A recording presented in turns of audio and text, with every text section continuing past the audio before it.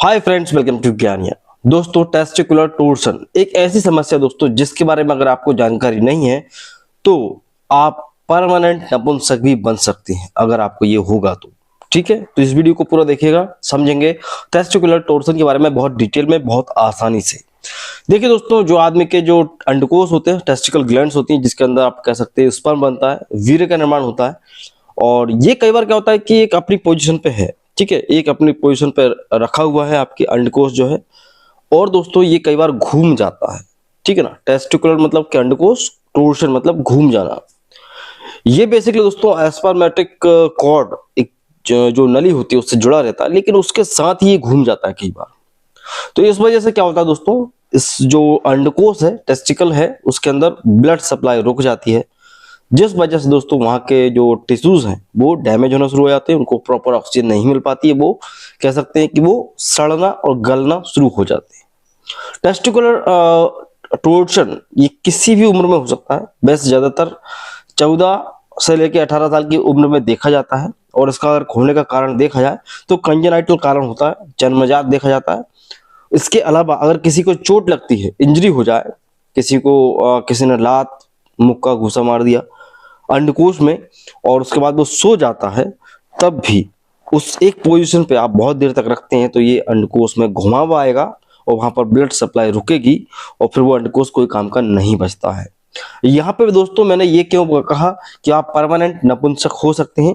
देखिए, testicular torsion में अगर आप सही समय पे डॉक्टर के पास पहुंच जाते हैं और सही समय पे इसको फिर से उसी पोजीशन पर लाया जाए तो ज्यादा बेहतर रहता है। क्योंकि अगर ये ज्यादा देर तक अगर आप इसको घर पर रखते हैं इस मरीज को, या मरीज ऐसा है दोस्तों उसको 10-12 घंटे लग रहा है हॉस्पिटल तक पहुंचने में, या ग्रामीण एरिया में है आप, तो क्या होता है इतने देर तक ब्लड सप्लाई ना होने के कारण, पुअर ऑक्सीजन सप्लाई के कारण वो टिश्यूज डैमेज हो जाता है, डेड हो जाते हैं पूरी तरीके से। फिर भी दोस्तों डॉक्टर ये देखता है कि भाई किस हद तक इसको बचाया जा सकता है। अगर ज्यादा देर हो जाती है तो अंडकोश का कलर काला हो जाता है और फिर वहां पर ब्लड सप्लाई बिल्कुल नहीं होती है, तो उसको बचाना मुश्किल होता है। यहाँ पे एक चीज समझ लो दोस्तों कि ये अंडकोश में जो टोर्शन होता है वो आधा भी हो सकता है, 180 डिग्री भी हो सकता है दोस्तों, और एक से ज्यादा रोटेशन भी हो सकते हैं। ऐसा नहीं कि ठीक है एक बार घूम गया, 2 बार भी घूम सकता है। और जाहिर सी बात है इसका कोई ऐसा दवा से इलाज नहीं होगा, इसका सर्जिकल प्रोसीजर किया जाता है। और ऑर्किडोपैक्सी नाम की एक सर्जरी होती है दोस्तों। इस सर्जरी का काम यही है कि भाई इस टेस्टिकल को फिर से उसी पोजीशन पे लाया जाए, इसका जो टोर्शन है उसको ठीक किया जाए। यहाँ पे दोस्तों एक चीज आप याद रखें कि जितना ज्यादा घूमा रहेगा उतना रिस्क रहेगा दोस्तों, आपके अंडकोश को बचाना मुश्किल हो जाएगा।